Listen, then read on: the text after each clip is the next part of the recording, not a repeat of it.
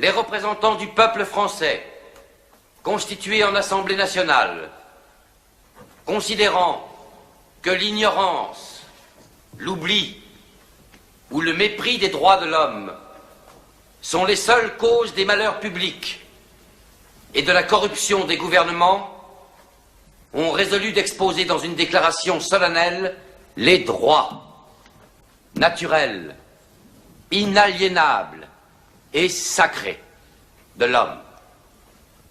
Je vous demande de vous lever, messieurs.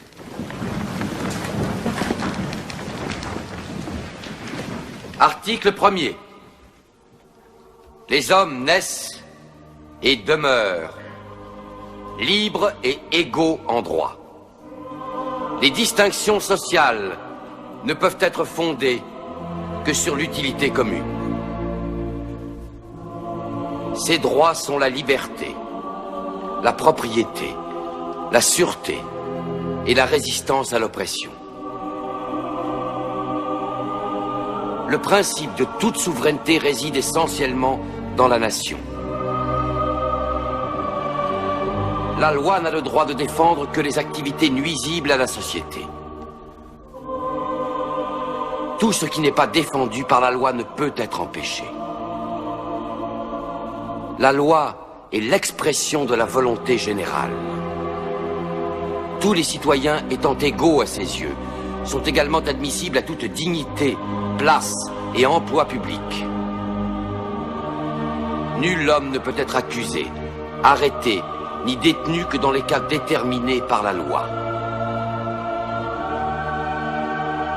Tout homme est présumé innocent jusqu'à ce qu'il ait été déclaré coupable.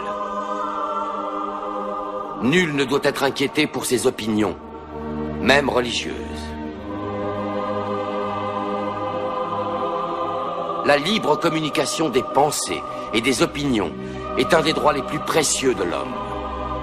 Tout citoyen peut donc parler, écrire, imprimer librement, sauf à répondre de l'abus de cette liberté dans les cas déterminés par la loi.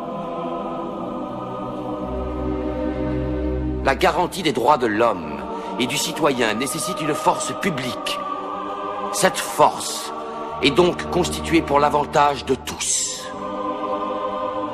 La propriété étant un droit inviolable et sacré, nul ne peut en être privé, si ce n'est lorsque la nécessité publique, légalement constatée, l'exige évidemment.